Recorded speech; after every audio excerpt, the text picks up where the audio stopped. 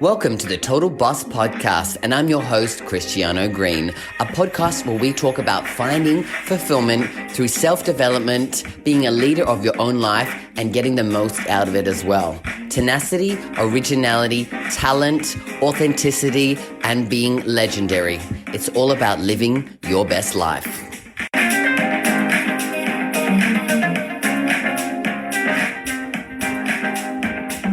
Hello, all you total bosses out there, and welcome to another episode of the Total Boss Podcast.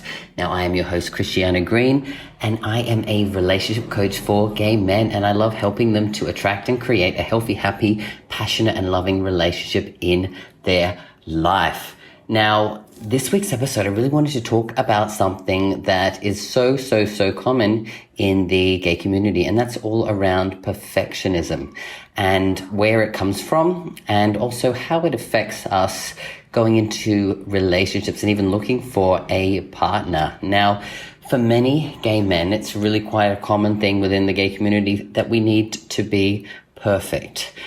It stems a lot from growing up as a young gay person where you felt like an outsider, where you felt like you didn't fit in, where you felt like you needed to put on a, act or pretend to be something that necessarily that you're not, so others see you as equal.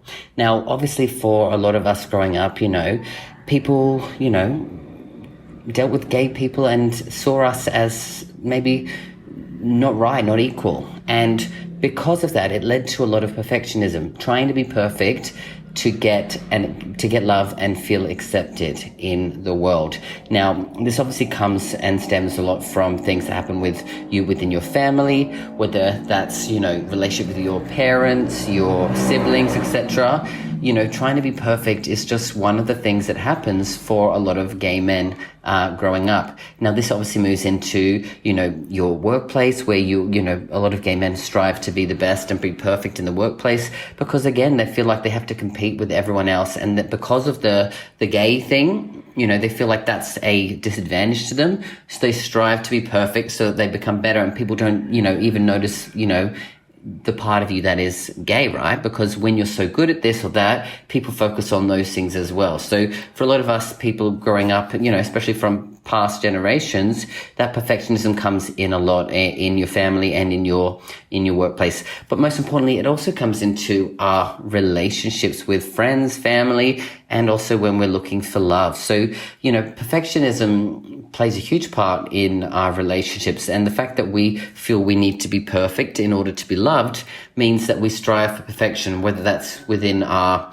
fitness and our health in our body, right? We sometimes do things to, look perfect so that people see us this way or that way, right? And sometimes, again, we try to act certain ways so that we come across this way. And a lot of the time we try to put on a show or put on a facade so that people see us in the light that we think we're coming across as.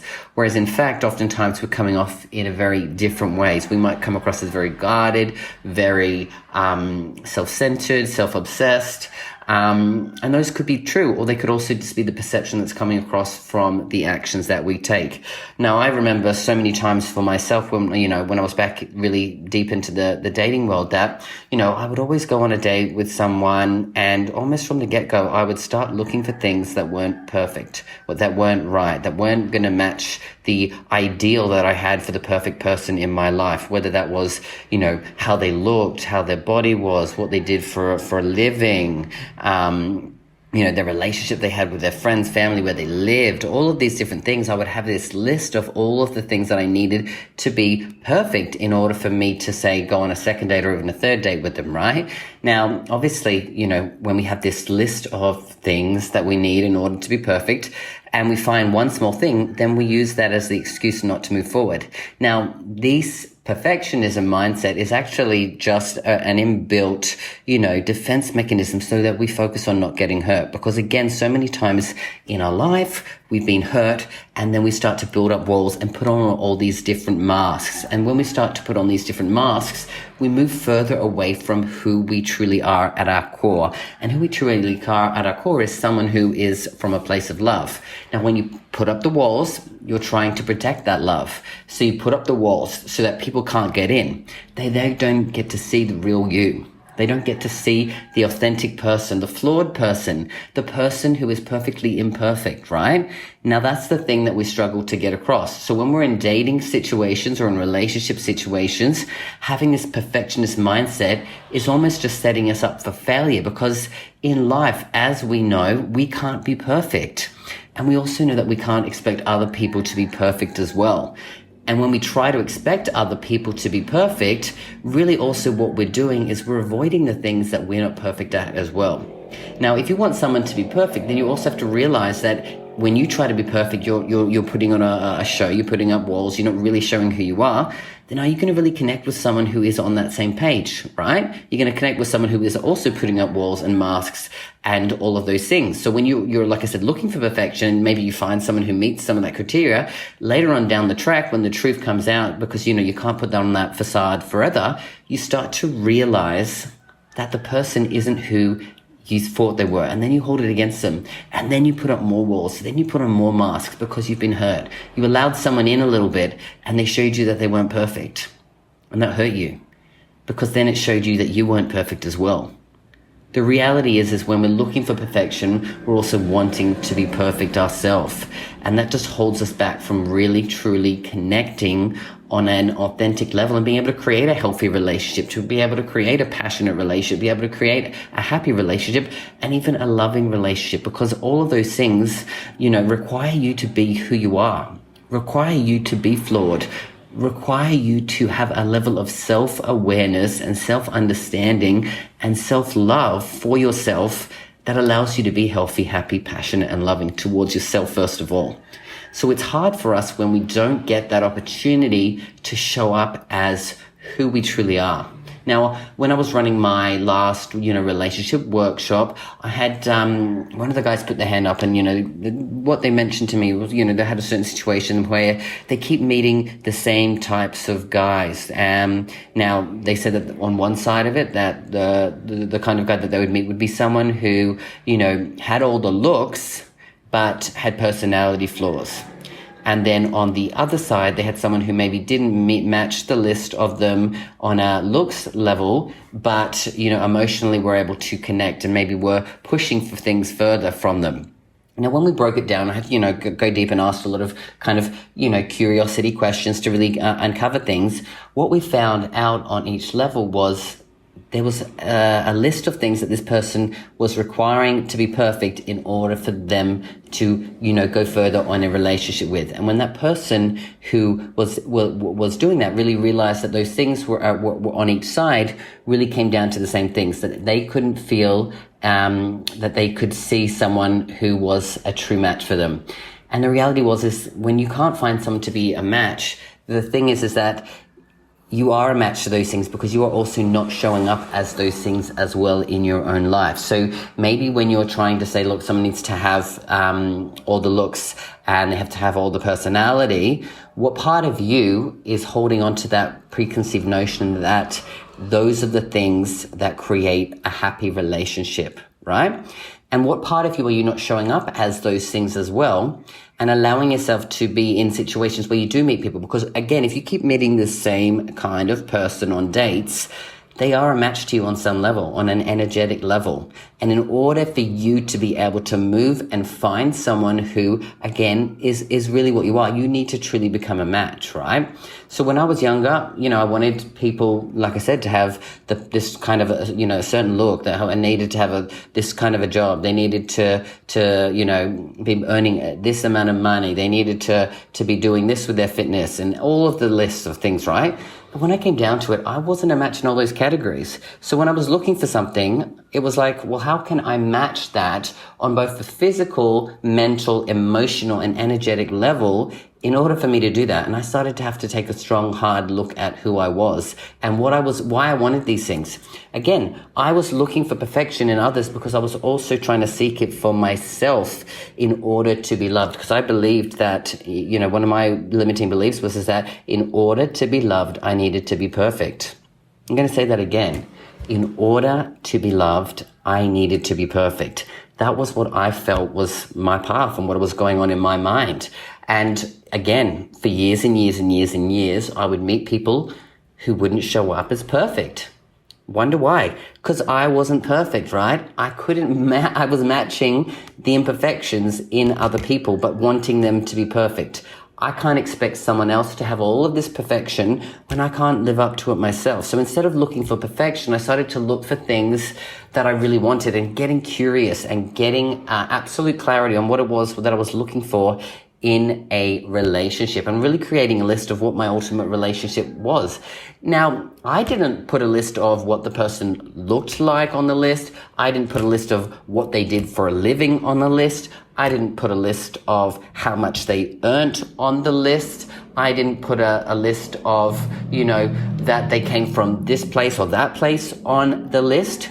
What I had on the list was more about how I wanted to feel in the relationship, the things that I wanted to be doing with my partner, the kind of conversations I wanted to have, the emotions that I wanted to be bringing to it, and the level of love that I wanted to feel and also provide in the relationship.